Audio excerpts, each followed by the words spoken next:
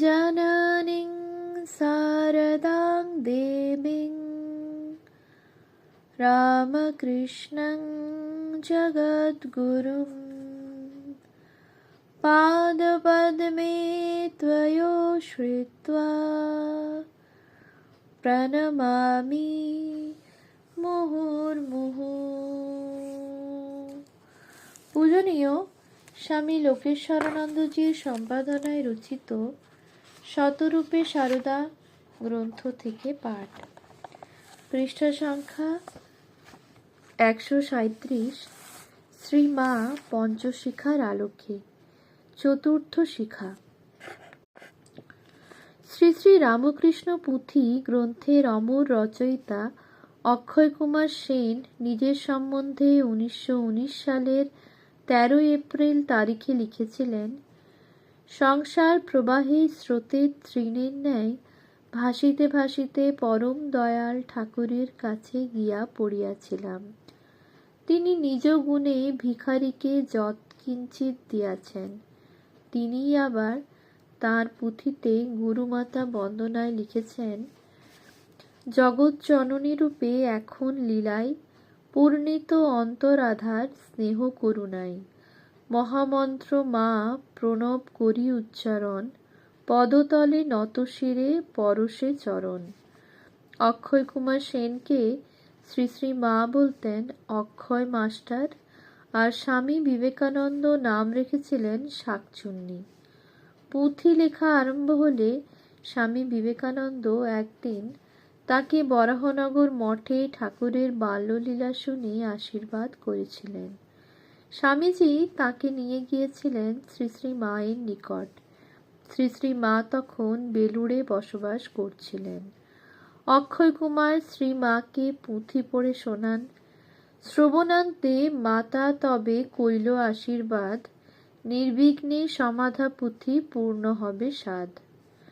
শ্রী শ্রী মায়ের শ্রী চরণাশ্রয় লাভ করে অক্ষয় কুমার তাঁর সঙ্গে ঠাকুরের লীলালোচনা করিতে লাগিলেন। বিশেষত একবার তখন অক্ষয় মাস্টার কামারপুকুরে অবস্থান করছিলেন। শ্রী শ্রী মা সেই সময়ে ঠাকুরের সময়কার প্রাচীন গ্রামবাসীদের ডেকে অক্ষয়কে দিয়ে পুঁথি পড়িয়ে শোনালেন এবং মা স্বয়ং দুহাত তুলে গ্রন্থের সাফল্য কামনা করলেন। বাঁকুড়ার ময়নাপুর নিবাসী শাকচুন্নির বরাবরই শ্রী মায়ের প্রতি প্রগাঢ় ভক্তি। শ্রী রামকৃষ্ণের সন্তানদের সকলের কাছেই প্রীতিভাজন ছিলেন অক্ষয় মাস্টার। 1894 খ্রিস্টাব্দে স্বামীজি স্বয়ং পূজনীয় ব্রহ্মানন্দজির কাছে লেখা একটি চিঠিতে শাকচুন্নির খোঁজ নিয়ে লিখছেন, শাকচুন্নির কোনো কথাই তো তোমরা লেখো না, সে গেল কোথা? মাকে ভক্তি করছে তেমনি কি না? স্বামীজি আবার 1895 খ্রিস্টাব্দে একটি চিঠিতে স্বামী রামকৃষ্ণানন্দ মহারাজকে লিখছেন, শাকচুন্নি যে ঠাকুরের পুঁথি পাঠাইয়াছে তাহা পরম সুন্দর, কিন্তু প্রথমে শক্তির বর্ণনা নাই। এই মহাদোষ, দ্বিতীয় এডিশনে শুদ্ধ করিতে বলিবে। স্বামীজির এই নির্দেশ অনুসারে অক্ষয় মাস্টার তাঁর পুঁথির দ্বিতীয় সংস্করণে জুড়ে দিয়েছিলেন গুরু মাতা বন্দনা অধ্যায়টি। শ্রী শ্রী মাও তাঁর এই সন্তানটিকে বিশেষ স্নেহ দৃষ্টিতে দেখতেন। শ্রী শ্রী মা যেখানেই থাকুন অক্ষয়চন্দ্র মাঝে মাঝেই তাঁর চরণ বন্দনা করে আসতেন। 1301 সালে জয়রামবাটিতে শ্রী শ্রী মা ও তাঁর গর্ভধারিণী বেশ অসুস্থ হয়ে পড়েছিলেন। এই ঘটনার উল্লেখ করে শ্রী শ্রী মা কথামৃতকারকে লিখেছিলেন, অক্ষয় মাস্টার ডাক্তার আনিয়া আমার আরোগ্য করিয়াছেন। উৎস শ্রীমা সারদা দেবী, পৃষ্ঠা 194, পাদটিকা। ভক্তির ঐকান্তিকতায় এবং বিশ্বাসের গভীরতায় অক্ষয় মাস্টারের হৃদয় ছিল পরিপূর্ণ। একদিন অক্ষয় মাস্টার শ্রী শ্রী মায়ের নিকট এসে মা বলে ডাকতেই শ্রী শ্রী মা উত্তর দিলেন, হ্যাঁ বাবা। অক্ষয় মাস্টার বললেন, মা? আমি বললুম মা, আর তুমি বললে হ্যাঁ। আর কিসের ভয়?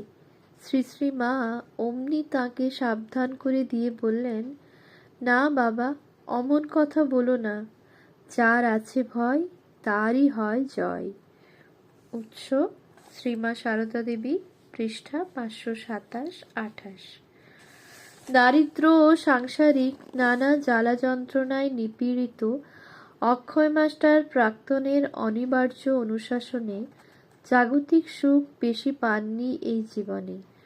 তবু মাঝে মাঝেই দেখা যেত ছোট একখানি ধুতি পরে দীর্ঘ একটি লাঠি নিয়ে খালি পায়ে অক্ষয় মাস্টার আসছেন জয়রামবাটিতে শ্রী শ্রী মায়ের কাছে।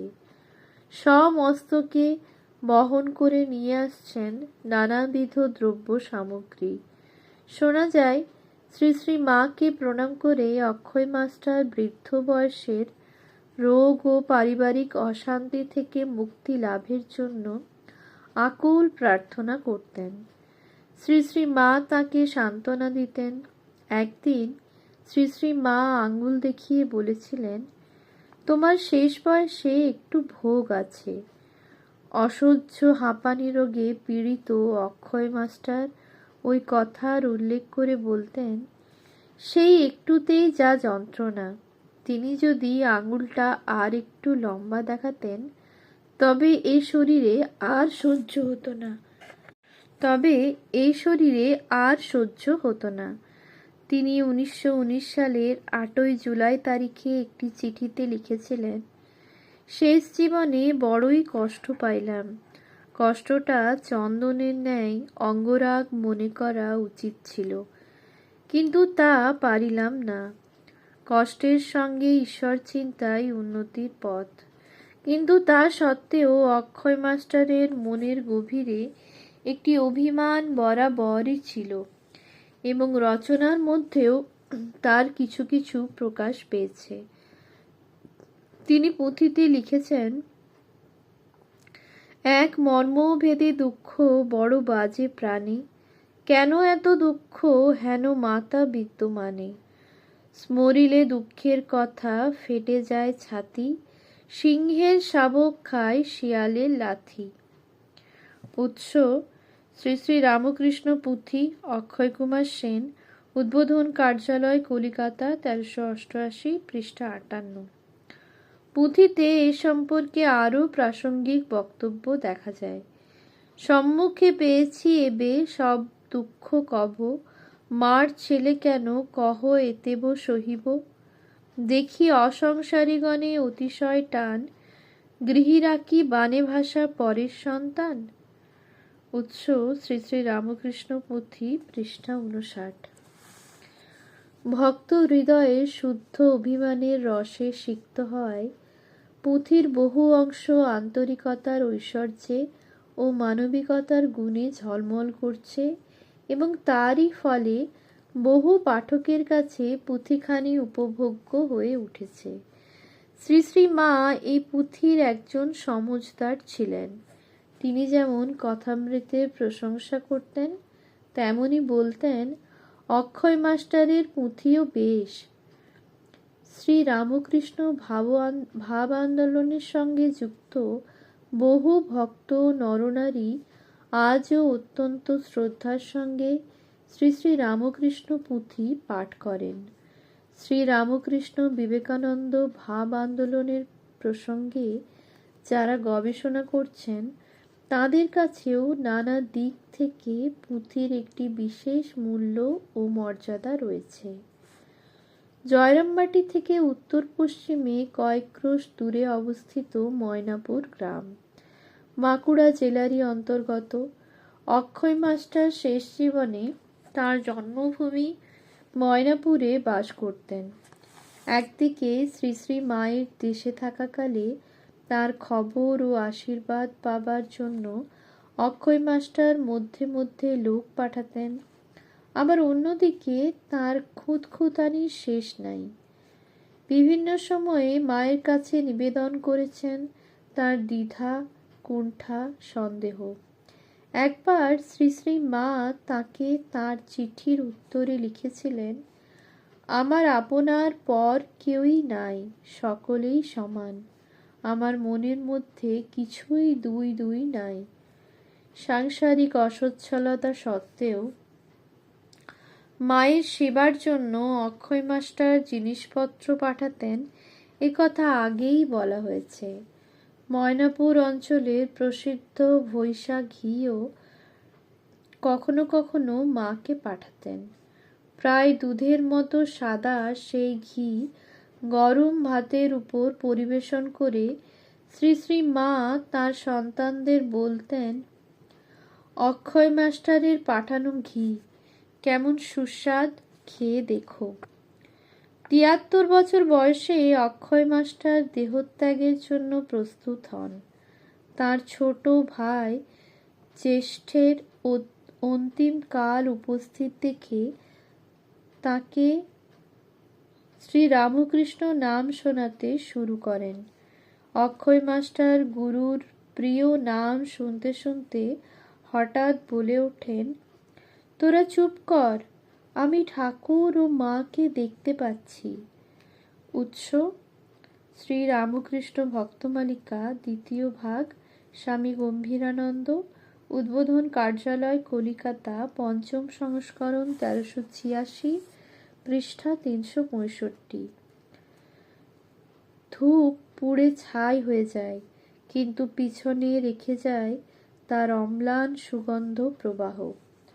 অক্ষয় মাস্টার কবে চলে গেছেন তার নশ্বর দেহটি রেখে এই মর্তের মাটিতে, কিন্তু তার জীবন সাধনা আজও ছড়িয়ে দিচ্ছে ধূপারতির মধুর গন্ধরাশি।